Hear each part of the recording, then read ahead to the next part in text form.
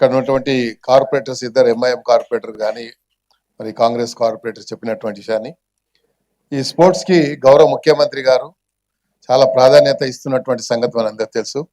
ఎప్పుడు లేని విధంగా స్పోర్ట్స్ కి బడ్జెట్ కూడా కేటాయించడం, ఇంటిగ్రేటెడ్ స్కూల్స్ ద్వారా అందరికీ అంటే ఫిజికల్ యాక్టివిటీస్ పిల్లోడికి ఎడ్యుకేషన్ తో పాటు ఫిజికల్ యాక్టివిటీస్ ఉండాలని అన్ని రంగాల్లో దేశంలో మరి ఎక్కడ స్పోర్ట్స్ జరిగినా మన రాష్ట్రము మన దేశం యొక్క పేరు ప్రతిష్టలు ప్రపంచవ్యాప్తంగా ఉండాలని మొన్న జరిగినటువంటి దాంట్లో కూడా ముఖ్యమంత్రి గారు చెప్పారు.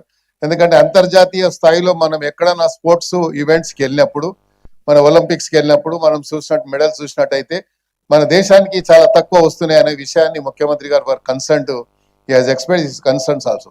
సో అందుకనే ఇప్పుడు ఏమంటున్నా అంటే జాతీయ స్థాయిలో అంతర్జాతీయ స్థాయిలో ఎవరైతే ఇప్పటికే ఆడినటువంటి ప్లేయర్స్ ఉన్నారో వారి ఫిజికల్ ఫిట్నెస్ ఒక అందరిని పిలిపించుకొని వారిని మీరు అడాప్ట్ చేసుకొని వారు అవుట్ సోర్సింగ్ అని చెప్పారు, లేదా మనకు రెగ్యులర్ గా కానీ అవుట్ సోర్సింగ్ లో కానీ తీసుకున్నట్టయితే వాళ్ళ ద్వారా మనం కోచింగ్లు ఇచ్చి ఇంకా ఎందుకంటే ఎన్నో స్టేడియాలు కట్టాం. ఇప్పుడు మన కాన్స్టిట్యున్సీలో మన దగ్గర మీ డివిజన్ లో కూడా చాలా పెద్ద మన స్పోర్ట్స్ కాంప్లెక్స్ వస్తా ఉంది. మరి దాన్ని కట్టిన తర్వాత అది ఐడియల్ గా ఉంటే there is no meaning of constructing any kind of sports complexes. So అది యూస్ఫుల్ గా ఉండాలి. దాంట్లో చాలా మంది స్పోర్ట్స్ మెన్ మనం ప్రొడ్యూస్ చేసే విధంగా ఉండాలనేది ముఖ్యమంత్రి గారు ఎక్స్ప్రెస్ చేశారు. కాబట్టి సో మీరు ఒక కేటగిరికల్ ఇక్కడ నుంచి డైరెక్షన్ ఇవ్వండి.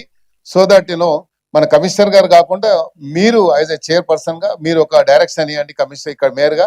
సో అదొక మంచి మెసేజ్ వెళ్తుంది.